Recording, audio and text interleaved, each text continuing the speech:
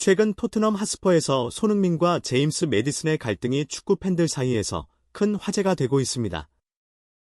매디슨이 손흥민의 보이콧을 공개적으로 요구하며 언론에 폭탄 선언을 한 것은 축구계에 충격을 주었습니다. 이와 같은 사건은 두 선수의 팀 내 관계뿐만 아니라 토트넘의 전반적인 분위기에까지 영향을 미칠 수 있는 중요한 문제로 떠오르고 있습니다. 손흥민과 매디슨은 토트넘을 대표하는 두 명의 핵심 선수입니다. 제임스 매디슨은 잉글랜드 축구를 대표하는 스타로 노련한 실력과 뛰어난 전술적 사고를 바탕으로 팀에 빠르게 녹아들었습니다.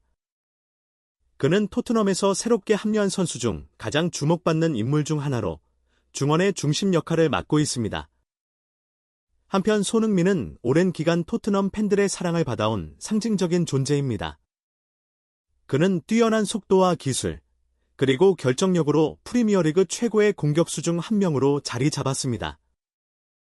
아시아 선수로서는 유럽 축구에서 가장 큰 영향을 미치고 있는 선수로 평가받으며 그의 활약은 팀의 성공을 이끌어왔습니다. 두 선수의 갈등은 여러 요인에서 비롯된 것으로 보입니다. 내부 보고서에 따르면 두 사람은 코치의 전술적 접근법, 팀 내 역할, 축구 철학 등 다양한 문제에 대해 의견 차이를 보이고 있습니다.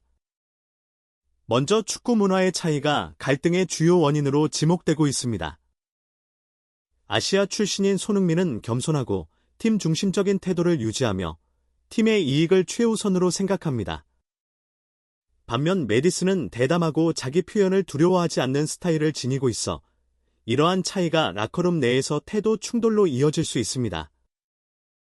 또 다른 원인으로는 두 선수의 역할 중복이 있습니다.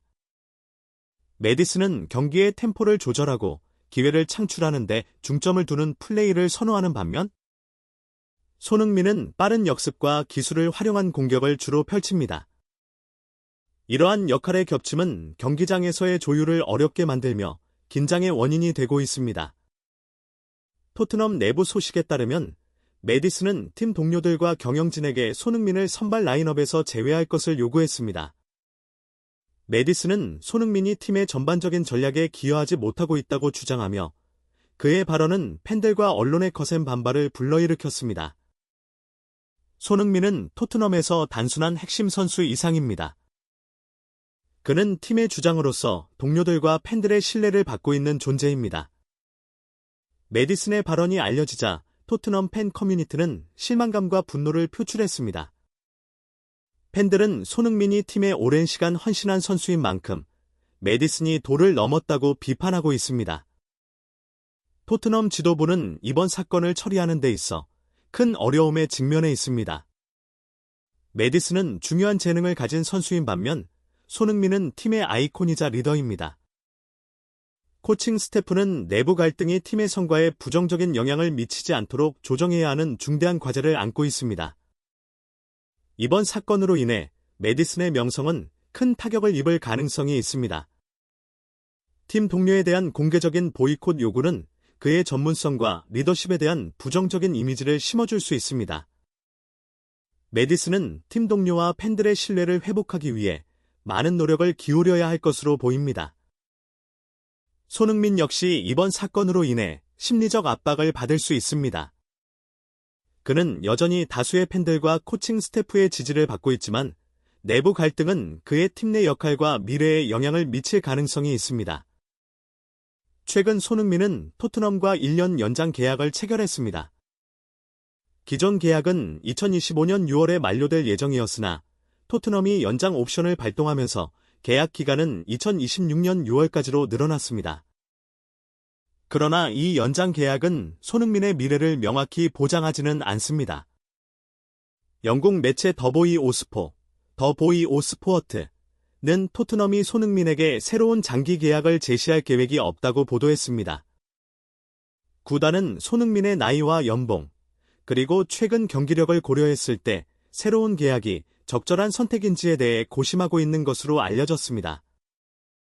만약 토트넘이 손흥민에게 새로운 계약을 제안하지 않는다면 그는 올여름 이적료를 받고 다른 팀으로 이적하거나 내년 여름 자유계약으로 팀을 떠날 가능성이 있습니다. 이번 손흥민과 메디슨의 갈등은 토트넘의 내부 분위기와 팀 전략에 중요한 영향을 미칠 수 있는 사건으로 평가받고 있습니다. 축구는 팀워크가 중요한 스포츠입니다. 코칭 스태프와 경영진은 갈등을 원만히 해결하기 위해 노력해야 하며 두 선수 역시 팀의 성공을 위해 서로 화합하고 협력하는 자세를 보여야 할 것입니다. 손흥민은 여전히 팬들의 지지를 받고 있으며 그의 업적과 팀에 대한 헌신은 부인할 수 없는 사실입니다.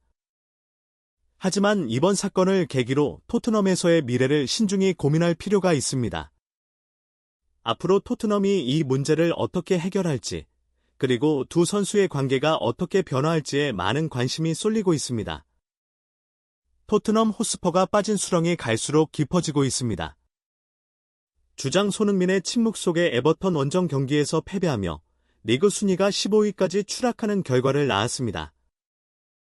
토트넘은 현지 시간으로 1월 19일 에버턴과의 원정 경기에서 2대3으로 한 골 차 패배를 기록했습니다. 잭 피트브룩 디 애슬레틱 기자는 토트넘의 리그 시즌 상황이 이보다 더 나빠질 수 없을 것 같다며 현 상황의 심각성을 지적했습니다. 토트넘은 이번 패배로 시즌 22경기 만에 12패를 기록하게 되었으며 이는 1997에서 98 시즌 이후 27년 만에 처음 있는 일입니다. 특히 주장 손흥민의 부진이 두드러집니다. 이날 최전방 공격수로 선발 출전한 손흥민은 득점에 실패하며 침묵을 이어갔습니다. 대안 쿨루셉스키의 패스를 받아 시도한 전반 24분의 결정적인 슈팅이 에버턴의 골키퍼 조던 픽포드에게 막히는 등 골 결정력이 떨어진 모습을 보였습니다. 디 애슬레틱은 손흥민이 중앙 공격수 자리에서 어려움을 겪고 있으며 특히 볼을 지켜내는 능력이 부족하다고 평가했습니다.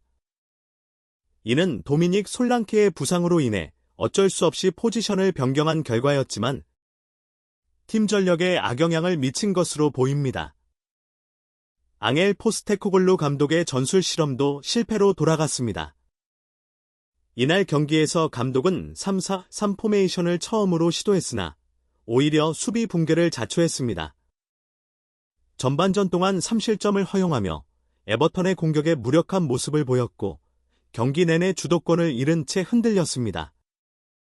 포스테코글루 감독은 경기 후 스카이 스포츠와의 인터뷰에서 전반전부터 경기를 장악하지 못했고 에버턴에게 모멘텀을 넘겨주었다고 밝혔습니다.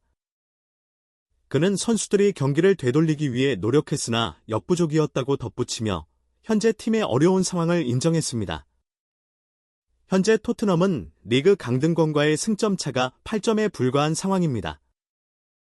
25년 연속 1부 리그 잔류 기록이 위협받고 있는 가운데 구단 내부와 외부 모두 위기의식을 느끼고 있습니다.